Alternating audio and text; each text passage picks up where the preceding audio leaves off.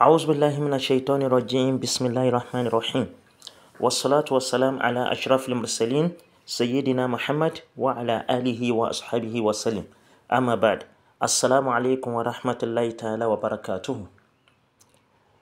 جماعة masu sauraronmu a wannan gidan nan mai albarka mai nasara alfalaki wal asrar 1TV muna yi maku barka da wannan lokaci kuma muna yi wa kowa fatan alkhairi. Muna addu'a muna roƙon Allah da dukkanin bukatu muna alkhairi ya Allah ubangiji ka biya mana dukkanin abin da yafi karfi mu Allah ubangiji ka iya mana ya Allah ka ba mu lafiya da zaman lafiya dan girman alkur'ani dan alfarma sayyidina Muhammad rasulullahi sallallahu alaihi wasallam. Jama'a masu sauraren mu abin da muka zo maku da shi a yau shine sirrin samun nasara akan makiya. Idan ka kasance kana tsakiyar makiya sun haddabe ka, makiya sun hana ka rawan atsi, sun hana ka samun jin daɗin rayuwa, ka yi ƙoƙari ka aikata wannan sirrin. Wannan sirri mai sauƙi ne, ba abin da za ka je ka ce ka je ka nema wani turare, ba wani turare da za ka nema. Abin da ya sa muke dan muna so mu dinga soko wannan irin waɗannan asirarai shi ma yanzu, domin akwai waɗanda su a ce wai a samu su yi rubutu ko rubutun allo yana yi masu wahala, kuma ba wani karatu. Akwai wanda ba su iya karatu ba, domin akwai wanda ba kowa da kowa ne suka karanta alkur'ani ba, kuma su ma suna da matsala. Siyasa za mu dinga soko irin waɗannan asirarai shi ma yanzu insha Allah tabaraka wa ta'ala. Amma ba tare da bata lokaci ba, kafin mu je kin bayanin wannan sirri mai albarka, in dai wannan shine farko shigowarka wannan gidan nan mai albarka, dan Allah a yi mana subscribe, a danna mana kararrawa domin shirye-shirye mu ya dinga zo maku kai tsaye idan muka saka. A yi mana liking, a yi mana sharing don mutane da yawa su amfana da wannan sirri mai albarka. Yadda ake yin wannan sirrin shine kamar haka. A farko dai ana samun farin takarda. Ina fata kowa ya san farin takarda, plain sheet. Farin takarda inda ba shi da zane kuma ba wani rubutu a kai. Na'am, idan ka samu wannan farin takarda, sannan sai ka samu tokan murhu. Toka amma na cikin murhu.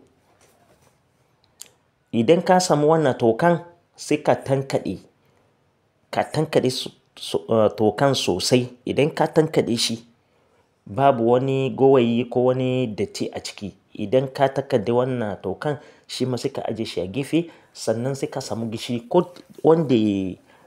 a cikin wanda kuke yin girki da shi a cikin kitchen ne. Idan aka samu wannan gishirin shi ma a samu kaɗan. Na'am, idan ka samu wannan gishirin kaɗan, wannan aikin ana yin shi ne dare-dare ko kafin ka yi bacci, kuma za ka iya tashi tsakin dare ka aikata wannan sirrin insha Allah. Idan ka tanadi waɗannan abubuwa, lokacin da ka tashi za ka yi aiki din, sai ka ɗauko wato ashana, sai ka kunna wannan wannan farin takardar da aka samu, sai ka rubuta duk abin da kake so game da makiyarka, ka rubuta a ciki ko da wani yare ne. In dai Hausa ka iya, ka rubuta a ciki. Allah ubangiji ka daura ni akan makiyana, duk wanda suke jifa na ga abin da nake so ya same su, ka ruguje su, ka halaka su. Duk abin da kake so ga makiyarka ka rubuta cikin wannan takardar. In Turanci ka iya, ka rubuta da Turanci. In Nufanci ka iya, ka rubuta da Nufanci. In Yorubanci ka iya, ka rubuta da Yorubanci. Kuma in dai Yamuranci ka iya, ka rubuta da Yamuranci a cikin wannan takardar, farin takardar. Baya in ka gama rubutun, sannan sai ka kunna wa wannan takardar wuta. Idan ka kunna wa takardar wuta, ka ƙona shi, shi ma ya koma toka. Idan ya koma toka, sai ka murguza shi ma ya koma toka. Sannan wannan tokan da za ka diba, wancan tokan da aka ce a samu, sai ka diba kamar rabin cokali ko cokali ɗaya daga cikin wannan tokan da na murhun da ka samu, sai ka hada shi da tokan wannan takardan da ka kona. Idan ka hada su akan wani takarda shi ma za ka ajiye su sai ka hada su a gurin. Idan ka gama sai ka zuba shi a hannunka na hagu. Wannan gishirin da ka samo shi ma kar ya wuce rabin cokali ko cokali ɗaya, sai ka bar shi a hannunka na dama. Ina fatan an fahimta. Idan ka zuba wannan abubuwa, wannan tokan da ka samo ka zuba shi a hannunka na hagu, tokan da ka samo wanda ka hada da takardan da ka kona sai ka zuba shi a hannunka na hagu, wato gishirin da ka samo ka zuba shi a hannunka na dama. Bayan in ka yi haka, sannan sai ka kalli gabas. Ka kalli gabas sai ka fara yin addu'a akan duk abin da kake so ya samu makiyanka. Sai ka dinga juyawa.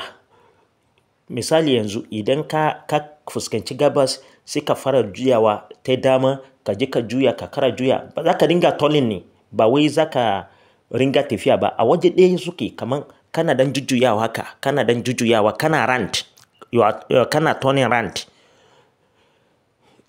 Idan kana juyawa, wannan gishirin suna hannunka, za ka dinga juyawa. Idan ka kara juyawa, ka kara dau gabas, ka kara juyawa, ka kara kalli gabas, ka san ya zama sau ɗaya kenan.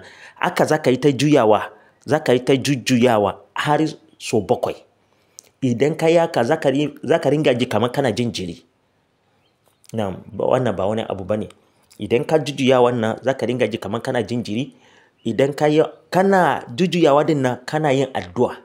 Kana yin addu'a akan duk abin da kake so ya samu makiyanka.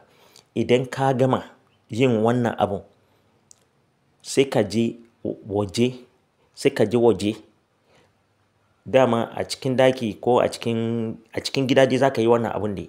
Kana gama sai ka je waje, sai ka je ka zubar da waɗannan abubuwa din. Amma wannan tokan da ka haje a hannun hagu din nan, wajen jujjuya wannan za ka ga zai iya kasance iska yana dan rage su. Wannan ba wani abu ba ne. Idan ka gama jujjuyawa sau 7 din nan, dama kana jujjuyawa kana yin addu'a.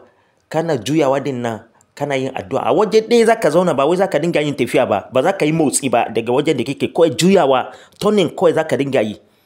Turning kawai za ka dinga yi har sau 7. Kana gamawa sai ka je ka zuba wannan tokan da gishin, ka je ka zuba shi a waje. Shikenan sai ka je ka wanke hannunka. Za ka yi shi a yau haka, za ka yi shi gobe, za ka yi shi jibi, kwana 3 za ka yi shi. Insha Allahu makiyanka mummunan abu sai ya same su. Makiyanka sai sun shiga uku da yardan Allah.